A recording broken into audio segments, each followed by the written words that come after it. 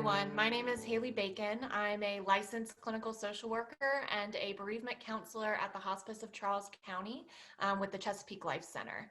Today, I wanted to discuss grief as a whole and how it impacts us and our society, but more specifically, some areas of grief that veterans experience. So the first thing I wanted to talk about today are different types of grief. These are not all of them, but they're the ones that I am going to be focusing on today. The first one is anticipatory grief, and this is essentially when a person starts grieving a loved one before they've passed. So it often starts when the person they're caring for is diagnosed with a terminal illness. You'll also see this a lot of times with a dementia or Alzheimer's diagnosis, and it can be difficult to speak with other people about anticipatory grief because unless you've experienced it, you really can't understand it. Sometimes the person will have feelings of guilt or confusion when they feel anticipatory grief, just because, they acknowledge that the person is still here and that they're still living. And so they may not even fully understand why they're already grieving them. Again, like I had mentioned, this is prominent in dementia and Alzheimer's. And when you think about it, you are slowly losing your loved one as their disease progresses. So there are parts of them that you grieve as that process happens. The second one that I wanted to talk about is appropriate grief. And so contrary to what appropriate grief sounds like, there are really no set guidelines to define, normal or appropriate or correct grief, but it's more so just saying that you are grieving in a healthy way. You are able to still function and move towards healing. You're able to get out of bed and keep a healthy diet and exercise and go to work. It's basically anyone who is able to continue their basic daily activities. The next one that I wanted to talk about is collective grief. And this happens when a community or society or even a nation experience an extreme change or a loss together. You often see collective grief in the wake of major events like a war or a natural disaster, or others that result in some kind of mass casualty or widespread tragedy. Then you have delayed grief, and it's exactly what it sounds like. Delayed grief is when you have put your grief to the side because of just being overwhelmed. You may be in charge of your loved one's estate, and so you're so busy getting all of that paperwork together and meeting with lawyers and things like that. Or it could also be because you have experienced a major life event at the same time as a loss. It could be the birth of a child or a new job, and you're just so focused on those things and tasks that you have to get done that you kind of put your grief on the back burner until you're really able to give it the focus that you need. You'll oftentimes see people becoming emotional and they may not even recognize why because they haven't really identified or processed their grief. The next one that I wanted to talk about is disenfranchised grief. So this is the one that people have probably heard about the least. It's basically felt when someone experiences a loss, but other people don't acknowledge the importance of the loss in the person's life. They may not understand the importance of the loss, or they may minimize the significance of it. And an example of this would be if you are grieving the death of an ex-spouse. People may look at you and say, oh, well, you got divorced. Why are you still grieving this person? Or you see it a lot of times with pet loss. That was just a dog or that was just a cat. And, they're not giving you that validation and that empathetic response that you need because, for a lot of people, our pets are our family members. The person tends to be physically present, but they're also absent in other significant ways. The next one I wanted to talk about is complicated or unresolved grief. This is generally when it's traumatic loss or prolonged, and it's really difficult to put a time frame on, if your grief has lasted too long. So it's really more important to focus on this when it significantly impairs a person's ability to function. Other contributing factors with complicated or unresolved grief was it sudden? Was it violent? Has the person experienced multiple losses at the same time or within a short period of time? Sometimes the warning signs that you see for someone who is experiencing this are self-destructive behaviors, deep and persistent feelings of guilt, low self-esteem, suicidal thoughts. They may have violent outbursts or even radical lifestyle changes. And the last one we're going to talk about is the cumulative grief. And that occurs when an individual experiences multiple losses, either all at once or before processing an earlier loss. So when you've experienced multiple losses within a short time period, you may begin to wonder, how much more loss can you endure? How much more can I handle? It starts to get very overwhelming. And this may lead to a person just kind of avoiding their grief and avoiding the processing altogether, because there's just too much going on in their minds. And like I said, it also may manifest itself when the person hasn't processed previous losses. So if you've never really gone through the grief process for parents or grandparents or close friends or spouses, that grief may reignite once you lose this new person, which can make it feel more intense. So the first thing that I wanted to focus on was that complicated or unresolved grief.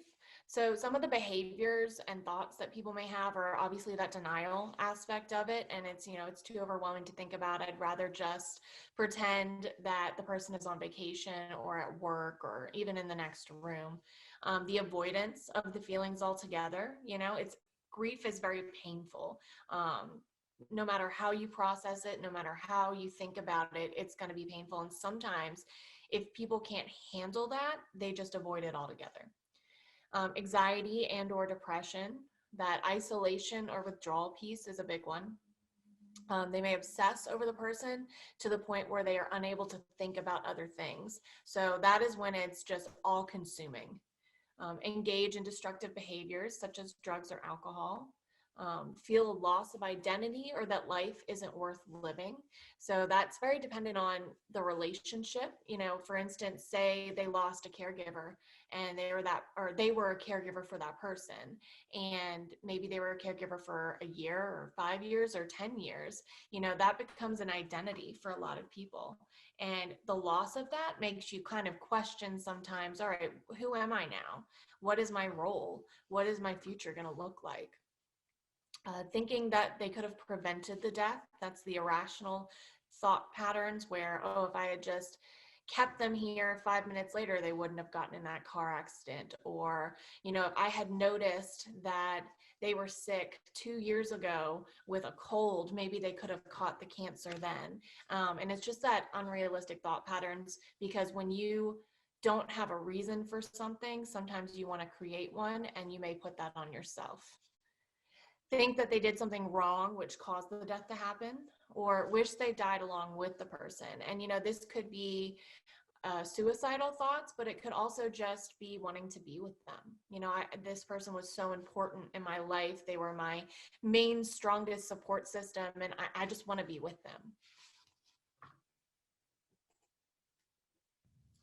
So complicated and unresolved grief and PTSD can go hand in hand a lot of times. It's sometimes treated after the fact. It's generally treated after the fact in PTSD and depression, because obviously that PTSD or that depression is the main focal point of treatment. And then you can start to uncover that complicated or that unresolved grief. It can cause more severe PTSD symptoms if it's not treated or processed, and it can continue to worsen over time. So the next thing I wanted to talk about is cumulative grief. So this is when you're experiencing multiple losses in a short period of time. And I love this little phrase, when it rains, it pours, because that is really what it feels like for a lot of people. I want you to be aware of the risks of cumulative grief, and it's can be prolonged grief or complicated grief, which we've just talked about. That avoidance or denial piece where you're just feeling so overwhelmed, you've lost so many people that I am just not going to think about it, I'm going to avoid it, or I'm going to deny it altogether. Previous grief reignited can cause the same reactions. I talked about that in the beginning when I was talking about cumulative grief. And also I put here that a person's age can lead to others minimizing their grief. And what I mean by that is when you are an older adult and you reach a certain age, society tends to expect death in older adults. And so when you start losing your siblings or your spouse and your friends and things like that, you'll often hear people say, oh, well, he or she lived a long time. At least they didn't die young. Or I guess it was their time to go. Or, they did what they came here to do and it was their time to go. It's their time to leave. And what that does is it really does minimize the grief that a person is feeling. It's kind of that disenfranchised piece of it as well. They feel like they aren't getting the support they need. Instead of saying, I'm here for you, what do you need, or just doing or being there for the person, they're getting all these people trying to say reassuring things, but like I said, you're not feeling validated in that moment. So you're not getting the support that you need. And that support is key to healing, especially with cumulative grief or that complicated grief.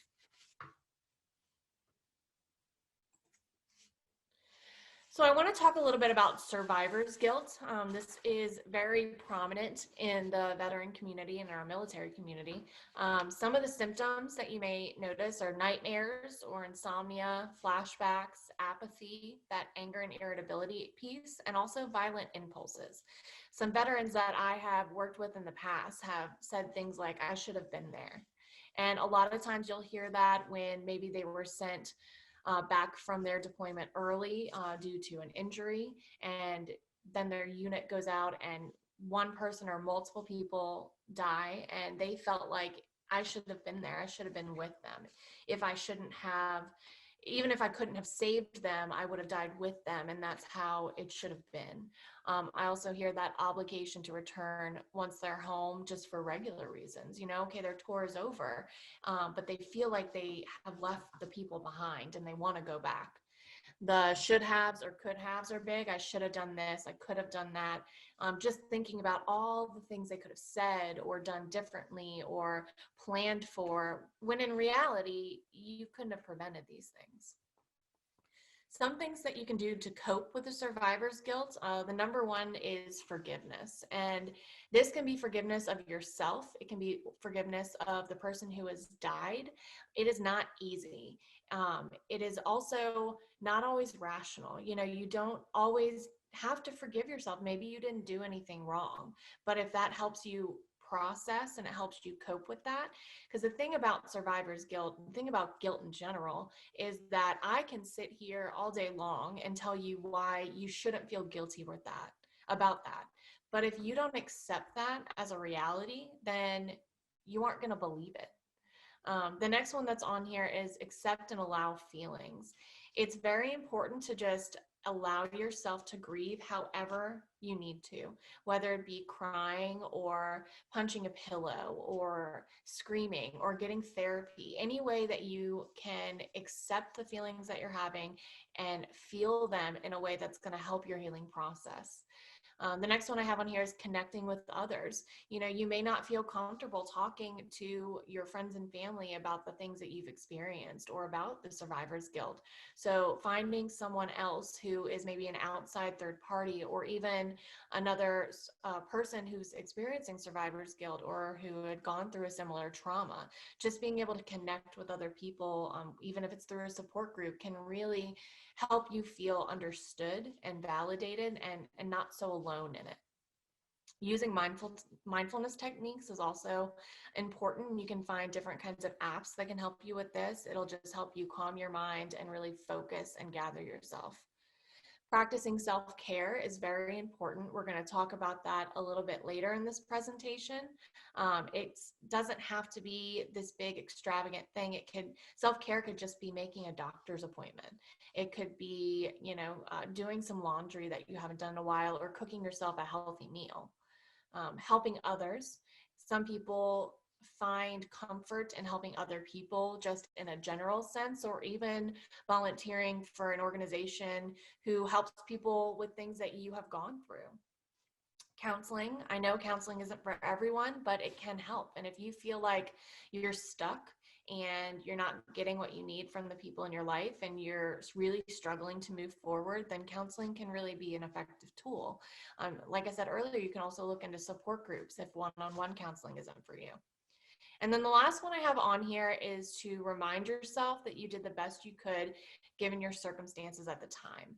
And I put this on here, and I also say that it's not an easy thing to accept, but it's important to keep reminding yourself of that. You know, I did everything I could given the circumstances at the time. I did not know what was going to happen. I could not predict this, and I did everything that I could. And it's about repeating that until you believe it, until you understand it as truth.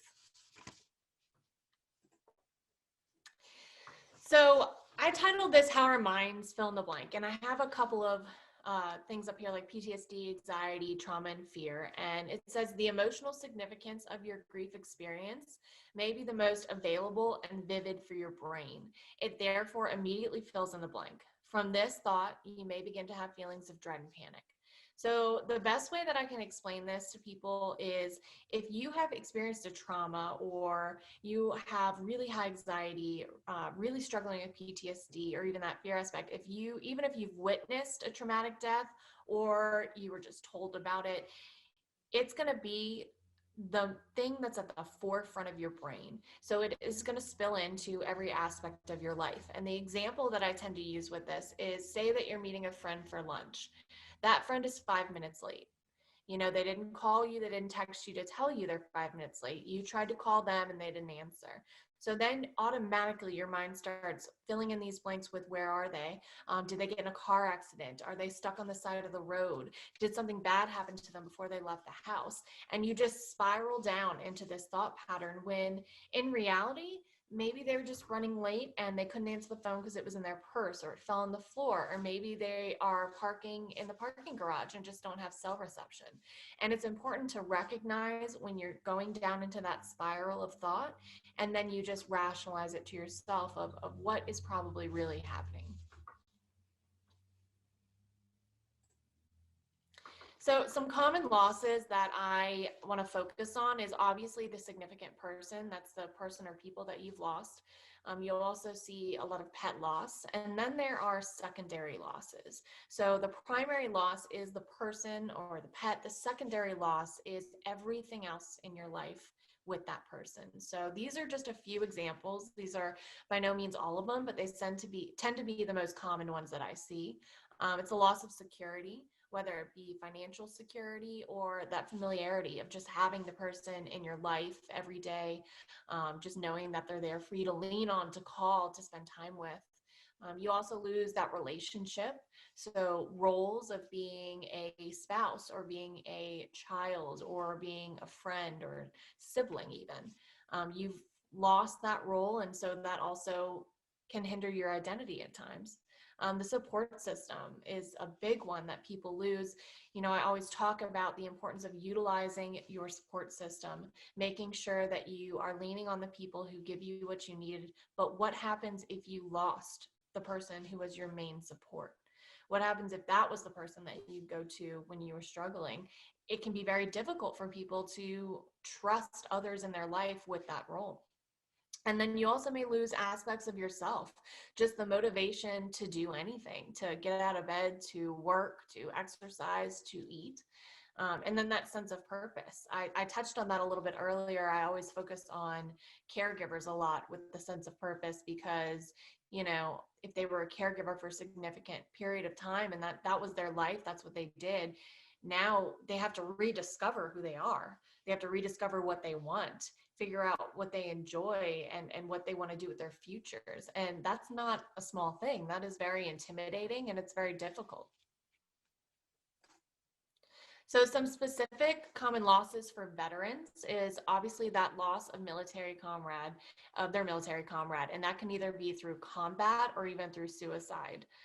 The sense of closeness towards fellow service members. So a lot of times when we think of grief and loss, we think of somebody has died, but that's not the only loss that people experience. You know, when people get out of the military, I don't care if they were in the military for 5 years or 25 years, you know, they form this camaraderie, and to lose that identity and that support system can be a real struggle for veterans. They also may lose that identity, and that goes into what I was just explaining too, that identity of being a service member, of being around other like-minded people. The physical ability, if something had happened while they were deployed and maybe they lost a limb or something happened that made them wheelchair bound, just losing that ability to move around and function and do the job that they were doing in the first place. And then obviously that mental health piece, you know, you may feel very stable and put together when you go into the service, and then when you leave, you struggle to function, you struggle to think clearly, you may have anxiety or depression or that PTSD, and you have kind of lost the person that you were in the beginning, and that can be very debilitating. So I have a video here that I want to show. It's veterans talking about the losses that they've experienced and how they've coped with them.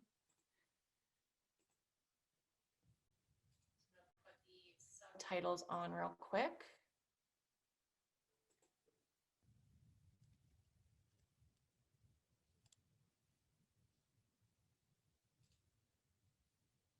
I lost a really good friend out there. He was a medic as well. My wife died 7.5 years ago after 50 years. And I was like, Mom, where's Dad? And she's like, she pulled me to the side, you know, right after my graduation. She's like, your dad has cancer. And so I was kind of dealing with that all the way up until my deployment. And I would say 2 months before I went, he passed away. It was something that, you know, I kind of had to put to the side for a minute and deal with on my own, but it got to be too much, you know, too much. And I ended up just breaking down when I went to Iraq. Probably one of the most significant was one of my really good friends was they were out patrolling and they hit a large IED, and two of them were killed, and you know, they were both in the same Humvee. I listened to the whole thing like unfolding on the radio, just listening to that whole thing unfold and feeling so incredibly helpless. I had a lot of anger in my life, and I didn't know how much my brother's death had affected me until years later. It was really hard for me. I blamed myself for a long time. At first, you know, it was you get back, take your leave, no problems, everything's great. You're just happy to be home. But then you get back, and probably over the next 2 to 3 months, I just noticed that I had a lot of anger issues. I couldn't drive anywhere. I couldn't be around people. I didn't trust anybody. And I became an alcoholic. I drank constantly. I just went in shock when I was talking about my brother's death, and found out later that it was a combination, a real toxic combination of grief and survivor's guilt. Trouble sleeping is, I sleep maybe 4 hours a day, and it's just, you get used to seeing blood, you get used to seeing death, but it just, losing somebody that's close to you is just too hard to get through. All I could do is think about what if, you know, the questions everybody asks themselves, you know, what if I would have went out instead of him? I think maybe seeing someone lose everything makes you feel like you've lost everything too. And finally, so I decided, you know, maybe I need to go to mental health, and maybe I can figure out what's going on, because I didn't really understand why I was so angry. And then I went to mental health, just talked with a counselor. It's when I'd tell her my story, you know, I just started bawling, you know. It was really tough to admit that there was things wrong, but once I finally went in, it definitely started getting me down that road of, you know, of just being able to cope with life better. I got the help for my alcohol addiction, and I got the mental health that I needed. And they really helped me out as far as my sleep issues, how I felt about losing my friend, you know, and the things that I didn't deal with then I go to counseling once a month. And when I get down there, I let all the stress out, everything that's happening. There's like 150,000 pounds lifted off your shoulders, and it's an amazing feeling. You feel like lighter. You feel like, okay, I can breathe again. Like, I don't feel like I'm on a respirator. I can live my life. I can stop being so anxious. I'm able to get a good night's sleep now. When I do go into a place and I feel, those feelings like I'm going back a little bit, I know what's coming on. I know how to relax myself and just step away from the situation. It's not anybody else's life that it's affecting. It's your life that it's affecting. So just get out there and do it. Don't get cynical. Keep your sense of wonder. Join group activities. Don't isolate. I got help, and I'm better, and I feel like a totally different person now that I got help. And I encourage every vet that feels the same way to get help. So I show that video because I think it's important to specifically hear from our veterans and the things that they've experienced and how they handled them and how they coped with them. It's also important for veterans to hear from other veterans. It's that support system that I think is really valued and important.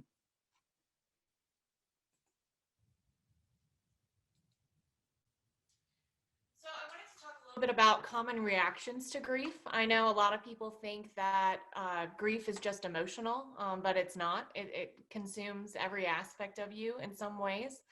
There are physical reactions. People can experience headaches or dry mouth, even muscle aches.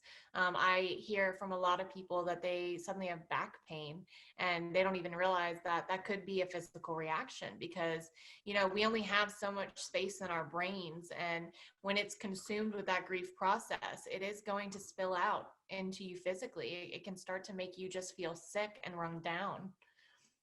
There's also cognitive reactions, that short-term memory loss, difficulty concentrating, indecisiveness, or even those suicidal thoughts. Oftentimes people will tell me, oh, I drove somewhere and I don't even remember the drive. They got to where they need to go, but they don't remember the process of it. Emotional reactions that we're all very common with, that anger, we all understand well, is that anger, that sadness, depression, anxiety, and many more. Behavioral reactions, blaming other people for the loss. They may turn to alcohol or drugs or just even a loss of interest in things that they used to find joy in. Then there's also spiritual reactions. You'll have people who are angry at God, or when it just changes their entire beliefs or values, their core that they've had for so long. And, a lot of times you'll see that they have lost the most important person to them. And that does shake up somebody's beliefs and the values that they've carried.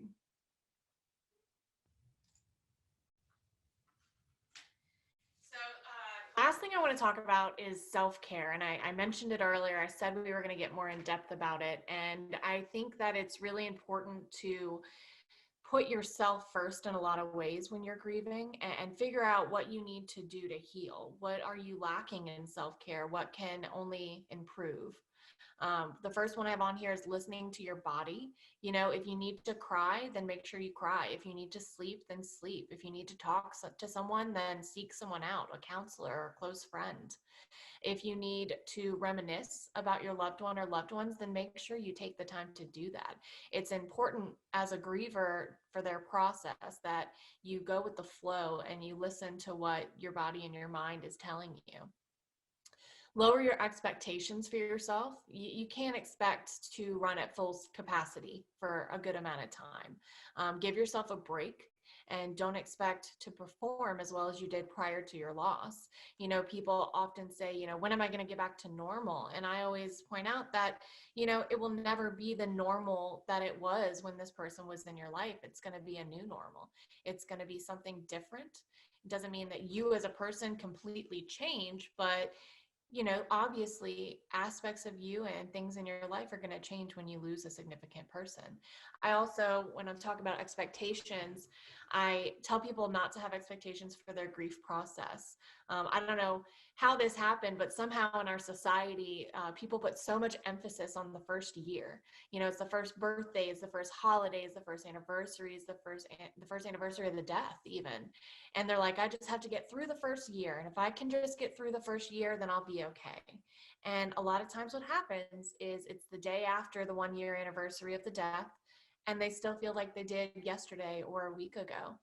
And then you start thinking, what am I doing wrong? I'm never going to heal. And you start to get really down and hard on yourself. And that alone can affect your grief process, because it can really affect your motivation. It can make you feel lost and make you isolate even more, because you then start to think this isn't going to get better. The next one I have on here is to let others know what you need from them. You know, don't expect other people to know what you need. Communicate to all your family, all your friends, how they can support you and what you need from them. And I know that's not fair. You know, as the person who's struggling, you don't want to have to educate people on how to help you. But if these people haven't experienced a similar loss, or maybe even a loss in general, they really don't know what you need. And so they may say or do things that aren't helpful. And it is okay for you to say, hey, listen, what you just said, that didn't help me. That actually hurt me. Instead, you could say this, or I need you to do that. If you need counseling, do get it. It's important to identify when you need more support than the people in your life are giving you, or that you're giving yourself. There are many bereavement support groups, as well as individual counseling or family counseling or spiritual advisors, you know, whatever route you feel like would be best for you. Take the time to do things that you need to do for yourself. You know, when you feel up to it, engage in those activities that you feel drawn to. Maybe it's things that you enjoyed in the past. It could be visiting a place you haven't been in a while. It could just be taking a walk or reading a book. Pamper yourself. So this doesn't mean you have to go out and spend a lot of money. It just means that you need to treat yourself well, because you deserve it. You know, without breaking the budget, you can do things that help you, like walk, or take a moment to journal, or take a good book outside, or be around people who nurture you and validate you. Just inexpensive activities. And if you ever did want to splurge, you can go and, you know, get a manicure, pedicure, or a massage or something for yourself as well. There's such a wide range of ways that we can pamper ourselves. Keep a journal. So I know that journaling isn't for everyone, but I always say give it a try. You know, journaling isn't just writing paragraph form complete sentences. It can be just writing bullets. It can be drawing pictures. It could be just writing random words on a sheet of paper that help you process. Writing down the thoughts and the feelings that you're having can help you validate yourself and process things and work through that grief. Getting physical exercise. If you exercise prior to your loss, then try to maintain that same routine, that same physical activity. If you didn't, then maybe talk to your doctor and find out where's a healthy place for you to start, because it can really improve the way that you feel. Obtain a proper diet and sleep is the next one. And it's really important to maintain a healthy diet. I know people know this concept, but you know, what you eat can really spill into how you feel. So if you're just getting fast food every day, or just eating potato chips, you know, you start to feel really tired and run down. Sleep is vital. And I don't think people really grasp how important sleep is. If you're not getting enough sleep at night, you are going to really struggle to function the next day. And I understand that it's not an easy thing when you have racing thoughts or your mind is all over the place. It can be really difficult to fall asleep. But then it's important to, you know, find out what are some coping mechanisms for sleep, and go talk to your doctor, find out things that can improve it to make you sleep better and more soundly, to where you can function more effectively the next day. And then on here, I'd be aware of other people's reactions. And I have Under Society's view of grief and loss. And I think it's really important to understand that somehow in our culture, it's inadvertently conditioned us to avoid death and grief. You know, it tends to isolate the people who are struggling with any kind of illness or pain or death and grief in general, hoping that, you know, if we don't see the pain and the struggles, if we don't acknowledge them, then it just doesn't exist. And we tend to behave as if, you know, death and pain are contagious. And if we talk to someone about their loss, then we're manifesting it into reality. And that's a bad thing, when people don't really understand that it helps to talk about these people. People want to remember them. They want to hear your positive memories. And I don't believe that this is insensitive or intentional. I think that society has just not prepared us for how to deal with pain and loss. We're brought up to believe that, you know, life remains predictable and we have control over the situations. Then unexpectedly or even expectedly, there's a death or an illness that happens in our lives that we can't fix and we can't cure. And so we're not fully equipped to deal with that emotional pain and the drastic change in our daily lives that it brings with it. You know, subliminally, society sends the message that we are expected to quietly bear our pain, and, you know, while we maintain our daily lives, and it doesn't really affect us and it doesn't affect the people around us. And I see this most prominently, I think, in bereavement leave. If your job even offers bereavement leave, then it's usually only a few days. And so what that message is, hey, I'm going to give you 3 days off for the loss of your spouse or your parent or your sibling. And after that 3 days, when you come back, you're going to be ready to work and function well, and you won't need anything after that. And it's just not realistic. Grief is not a timely manner kind of situation. And they don't expect that our grief will unnecessarily disrupt anyone else in the workplace or anyone else in your friend group or your family. And unfortunately, what that leads to is grievers experiencing these life-altering challenges alone. And they can feel isolated and that they don't really have anyone to turn to because people aren't even giving them the validation of the loss and their experiences. You know, you don't want to have to, as a person grieving, you don't want to have to act like you're okay when you're not. You don't want to pretend that you don't miss your loved one when you do, and that's all you're thinking about. So it's important for you to recognize that people may react that way and approach the griever that way. And it's important for you as the griever to just recognize that you're doing your best to put your life back together. And all you really need is that patience and that understanding. And it's okay to ask for it. It's okay to tell people that. So I'm glad that we were able to talk about some specific areas of grief and how they do affect our veterans and just our community and how we can best heal from them.